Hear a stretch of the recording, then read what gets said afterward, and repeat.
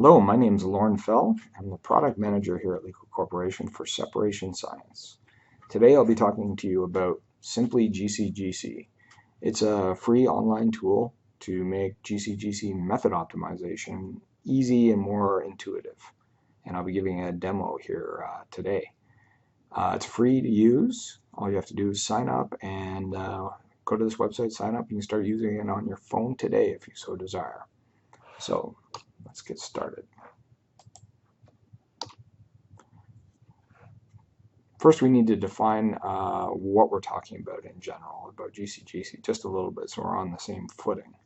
Here's a setup that we will be discussing.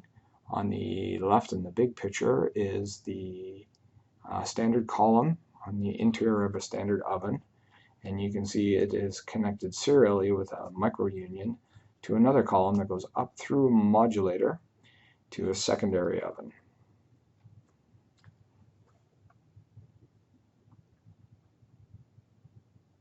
This second column and second oven is really the heart and soul of gcgc. It's typically an orthogonal chemistry on the second column. The modulator essentially condenses and then vaporizes or re-injects into the second column very, very fast.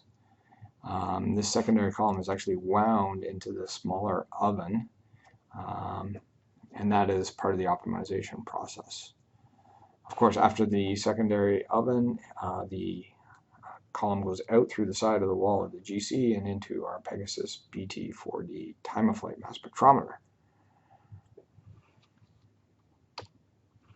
And why do we do this? Well, it's the beautiful data that's generated. This is actually a weathered oil sample, and along the bottom axis here, or the x-axis, you can see the first dimension non-polar GC column, with a probably mid-polar or semi-polar second dimension on this into the plane y-axis. You can immediately see the value of the data. Look at the peaks that you would never see in a single gcgc chromatogram. You see how all these peaks in the background here are now resolved and real peaks, whereas they would just be in a sea of other peaks in the first dimension GC. So that's why we do it. Really analyzes your samples in a whole new light. And as I like to say, once you start doing gcgc, you won't want to go back to regular GC.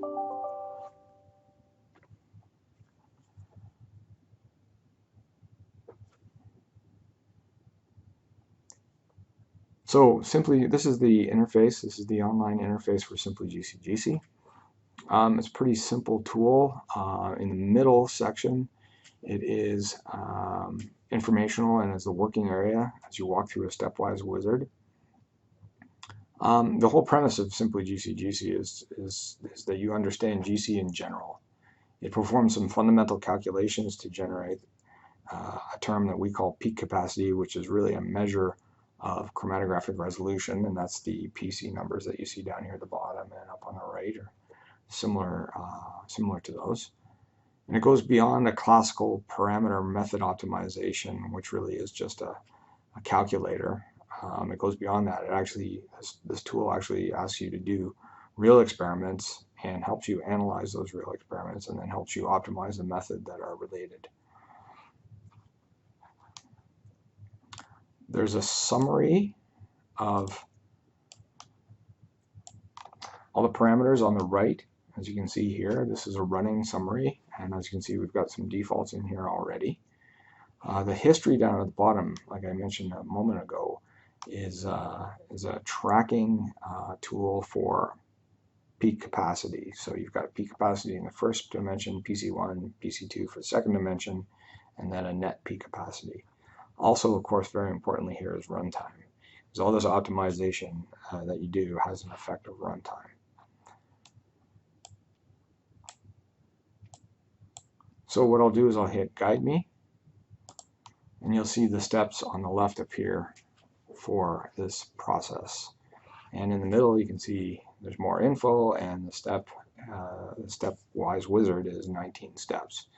Most of these steps are parameter entries, so they're not onerous, even though there seems to be several of them. So I'll hit Next. And like I said before, the presumption is you understand GC in general. But it's also assuming that you're going to take one of those GC methods that you already know and convert it into a gcgc method. So you'll need to know the method that you want to convert to use this, or at least the general principles of it. So you can grab this from the literature or maybe the SOP in your lab, and you'll start entering the parameters as you'll see.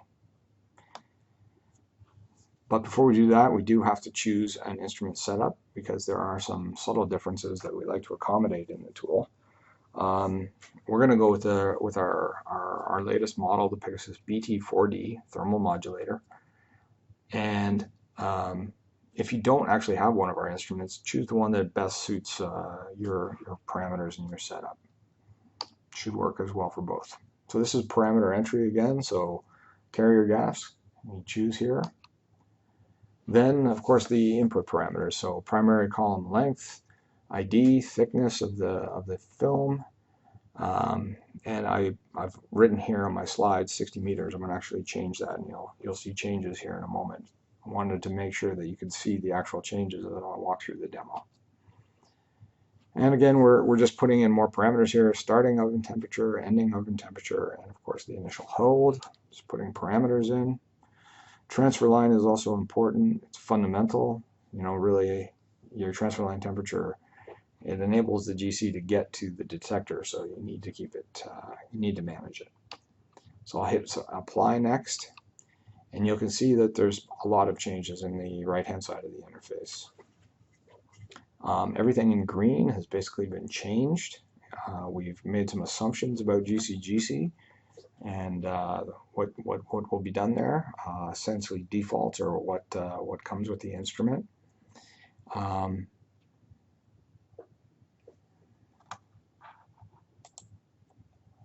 So let's look at the changes as we go down through it here. So the peak capacity gain, so you remember we went from a 30 meter column down to a 60 meter column, so it should have more peak capacity, and the multitude of the gain, the way we calculate it, is about 8.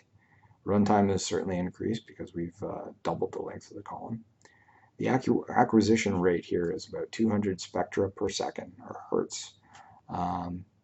This is based on average widths and some calculations that we like to do. But in particular, you have to acknowledge that in order to do good gcgc, you need to go fast. You need your GC, second dimension GC, to keep up with and sample that first dimension very quickly. So if you have a 2-second wide peak in the first dimension, you need to go very fast in the second dimension. We also, LeCO is well known for its deconvolution capabilities, and we always assume that there's going to be more peaks than one per peak, so we try to oversample compared to standard acquisition rates. This is fundamental to the deconvolution and identification process. Like I said, the runtime went up. You can see the change of the 60 meter column. We made some assumptions for the secondary column, and you can see there's 0.45 meters in the secondary oven. That is essentially 3 loops. Each loop is about 0.15 meters, or 150 centimeters. So that's a good number to keep in mind when we're talking about loops and how to optimize. Void time will become important later. Inlet pressure in the column velocity was calculated. Another important thing to realize are the gcgc parameters down at the bottom. What's called the optimal modulation period is a calculated second dimension retention time, total retention time. Hot pulse is how long the hot jet is on to vaporize the sample. And the method modulation period is always set to the optimal right now. So as you can see in the actual center window, there's a bunch of parameters that we're assuming. We're just going to click apply for those, and we'll get to those in a moment. They're the defaults. The next step is choosing a stationary phase. So in this calculator, the stationary phase won't change the retention times, but we do need to track it so that you can know what you used in the various experiments that you've done. So if you click on phase suggestions here, you'll get a long list of column types and column combinations for various application spaces. Of course, we didn't do the chemistry calculations or the prediction of retention times as other software packages do, because we want to actually do actual experiments. So we're gonna switch to that right now. No theory, actual experiments. So the first step in the experimental method optimization of real experiments is to evaluate the sample loading. To some, this is an obvious consideration, but it's often forgotten. Overloaded peaks are non-symmetrical, and of course they affect your chromatography gets poorly affected. The wizard here is asking you to use the method that you have so far, so you need to go and do the experiment and come back and evaluate it. And it walks you through those steps if you so desire. If you already know what sample loading on it is, you can take the next step. We're going to say my sample loading looks good. I'm going to click next. And now we're going to get into the two key gcgc parameters. The secondary oven temperature, which we refer to as offset. It's offset from the primary oven because it's inside. And the column length inside the secondary oven. Since these parameters are very dependent on the matrix or the sample that you use, it does take some experimentation. And you really can't go further without doing the proper experiment. So it's asking you to perform two experiments with a really long modulation period, but two different temperatures. This allows you to diagnose your sample and the method. So go ahead and do the experiment, and note the long modulation period that's entered here, 10, as you can see, is really not optimal. This is purely just to investigate your sample. We will not end up with a long modulation period. It's not good gcgc standard practice.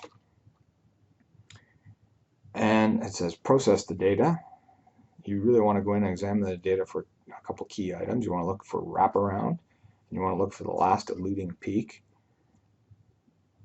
And I will click on here what to look for, and this is a typical two-dimensional display or contour plot, as we like to call it, from Chromatoph. And really what you're doing with the optimization process is trying to use the two-dimensional space as efficiently as possible. This example is pretty good, but remember we ran 10-second modulation period, that's the y-axis here, and we're only displaying to 1.5. So we haven't used a lot of that space, but you're optimizing, you're trying to figure out where to put your method optimization and your offset and your potential column or your column winds inside the oven. Of course, when you're looking at this data, you won't be in simply gcgc, you'll be in Chromatoph or your chromatography data system. So you bring up Chromatoph, you examine your data, and then you click next. And here you'll have to enter 3 retention times from those 2 experiments. First is the primary column retention time, which is pretty easy. But the next 2 are a little takes a little bit of practice, but it can be fairly straightforward. So if you remember, I said the void time will be important, and the optimal modulation period will also be important. The 2 experiments you're looking at optimize this second dimension retention time, like I said. Remember, the second GC is essentially an isothermal run. So fundamentally, hotter is faster, right? So the hotter offset or the higher offset of 40 will typically be faster than the 5-degree offset. And what the software is trying to do is pick an optimal temperature between 5 and 40. So based on these 2 retention times, it will extrapolate and fundamentally try to pick the best offset. Now the 3 seconds that I've entered here is really an optimistic or a lucky number.